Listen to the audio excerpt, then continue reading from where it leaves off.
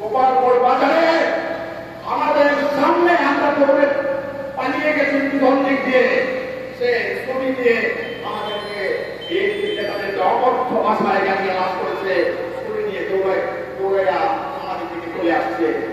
সে দেখি আজকে বিএনপি লোকেরা তাকে সাথে দিয়ে এই প্রোগ্রামে এসেছে। আমার দেখে সহ্য হয় না, তাকে ধরেছি পরে যখন জিজ্ঞাসা করছি, তারপরে কিছু লোকজন তার দিকে ধাওয়া করে সে চলে গেছে।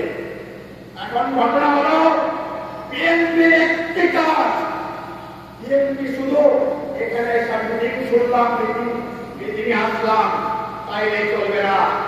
বিএনপির মধ্যে যে অনুপ্রবেশকারী করেছে তাদেরকে শনাক্ত করতে হবে, তারা যাতে দলের আশেপাশে না আসতে পারে তার জন্য সে ব্যবস্থা গ্রহণ করা দরকার।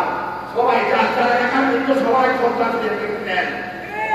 আজ পর্যন্ত একটা আওয়ামী লীগের উপর হাত তোলেননি আপনারা, কি করছেন আমরা জানি। কিন্তু সুতরাং আগামীকাল যে প্রোগ্রাম হবে সেই প্রোগ্রামে বিএনপির কোন লোক যদি আওয়ামী লীগের কোন লোককে সাথে নিয়ে প্রোগ্রামে আসলে তার বিরুদ্ধে আমরা ব্যবস্থা গ্রহণ করব।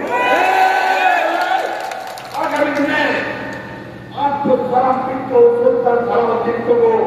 গোপালপুর আসবে, সেই দিন আমরা মুখ খুলিয়ে আমরা কথা বলবো।